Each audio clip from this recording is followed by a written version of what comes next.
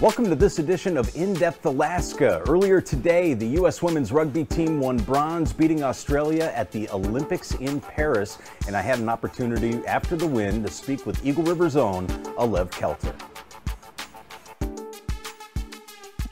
There we go. Hey, how are you? I'm doing really good. How are you? You're amazing. How are you doing? How are you feeling? I'm doing really well, thank you.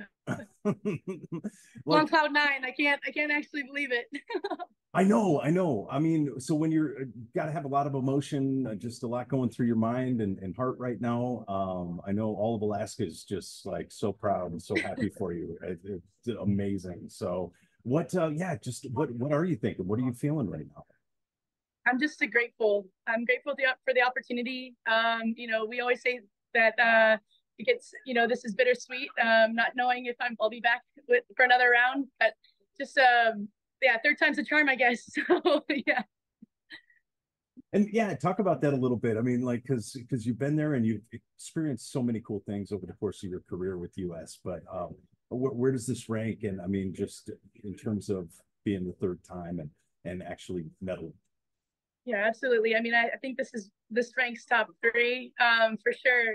I'm honored just to be a part of this squad. I mean, we have a team that's built a culture that every single day we get to play with our best friends out there, and we have a couple of set core values. We call ourselves the High Women.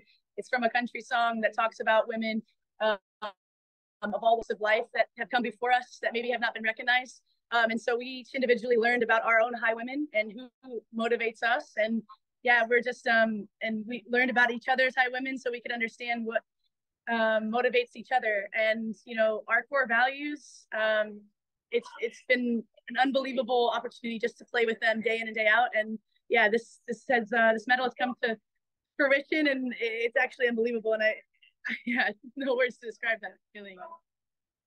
So cool. What about you've inspired a lot of young women here in Alaska. I know that they've started leagues and camps and things, and you're really an inspiration to a lot of people. What do you say to those young girls who are watching you today? Yeah, we missed out on a gold medal opportunity, but just as beautiful to be that bronze medal. And anytime that you get knocked down, to not be afraid to get back up. And, my grandma's here. She's 96 years old. We have 3 generations of Laylas that are represented here. And, she immigrated from Turkey. She wasn't afraid to start over and to start again. And for me, having missed out on the Sochi Olympics in 2014, to not be afraid to pivot in life and try again. That's come from her and from all the strong women that have been surrounding me. And yeah, the last thing is that to lean into your teammates, be vulnerable and not be afraid of the hard conversations. I get emotional thinking about it, but we said we didn't want to leave any stone unturned, and we had to have some hard conversations after that quarterfinal and the semifinal.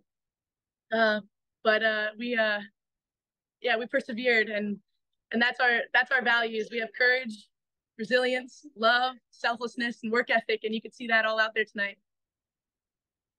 You're the best. What is and you got a big family there with you. You got the whole family there with you. What's the plan? What do you got going on tonight and for the next few everyone days? is actually standing right behind this, looking at this interview. You can see everyone.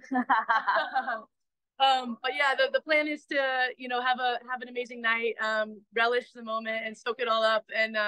And we just talked about it as a team. Is like, tonight we want to just be with each other. You want to remember and relive every moment that we had. And that last try from Spiff, she's one of these people that always thinks like the worst is going to happen. And for this to happen and for her to score that try, it shows that even if you have doubt, you can still be an amazing game-winning champion. And then guess what? There's no kicker out there. So she's not a kicker, but she kicks her own try, and we win the game with 3 seconds left.